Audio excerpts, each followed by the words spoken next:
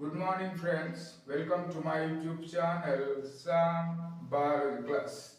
Friends, today we will discuss about the structure and functions of G proteins. But before that, please consider subscribing my YouTube channel, and if watching, then don't hesitate to share your comments.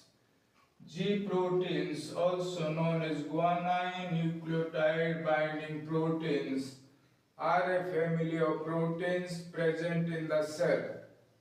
These proteins act as molecular switches in the cell by transmitting signals from a variety of stimuli from outside the cell into its interior.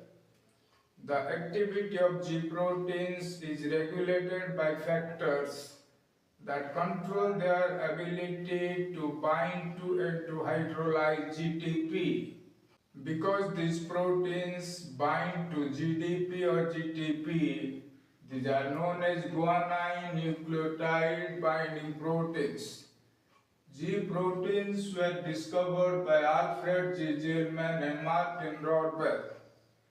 For this important discovery, they were awarded Nobel Prize in Physiology or Medicine in 1994. There are two main classes of G proteins. Number one, monomeric G protein, also known as small G proteins. Second class is heterotrimeric G protein complexes. Heterotrimeric proteins are activated by G protein coupled receptors which are present in the cell membrane. GPCRs are 7-pass transmembrane proteins, consist of 7 transmembrane alpha helices, an N-terminus and a C-terminus. G proteins regulate metabolic enzymes, ion channels and transport proteins. They also control transcription, motility, contractility and secretion, thereby regulating systemic functions such as embryonic development, learning, memory and homeostasis.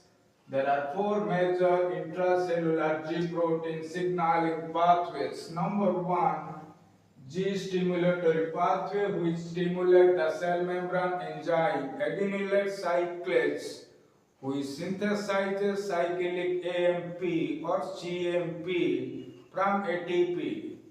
This raises cellular CMP level that leads to the activation of protein kinase A. Number 2, G inhibitory pathway, which inhibits adenylate cyclase, thereby lowering cellular CMP level. Number 3, GQ pathway, which activates phospholipase C. Phospholipase C break down membrane lipids into inositol triphosphate and diacylglycerol, releasing intracellular calcium and activates protein kinase C. And fourth one is G12-13 pathway, which regulates cytoskeleton and motility. This is the cell membrane, and this is the G protein coupled receptor or GPCR. GPCR binds with different extracellular ligands such as hormones, neurotransmitters, pheromones and inflammatory mediators.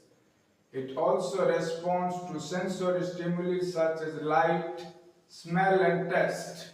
This figure illustrates as how heterotrimeric G proteins interact with GPCR, which in turn leads to the activation of adenylate cyclase. When inactive, the G protein complex remains coupled with GPCR.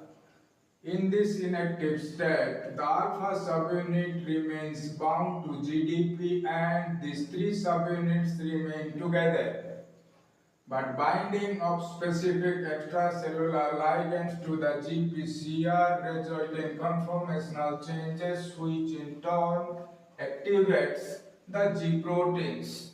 So this activation leads to the replacement of GDP by GTP.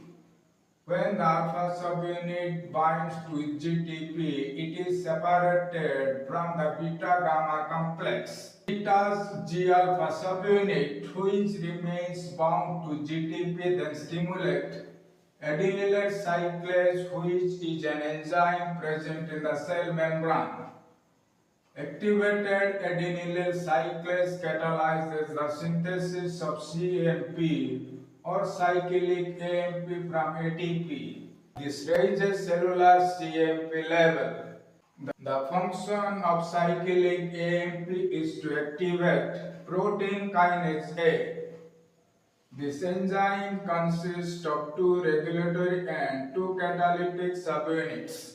In inactive state, these four subunits remain together, but binding of cyclic AMP to the regulatory subunits leads to the activation of these catalytic subunits, which then phosphorylate different types of substrates including enzymes.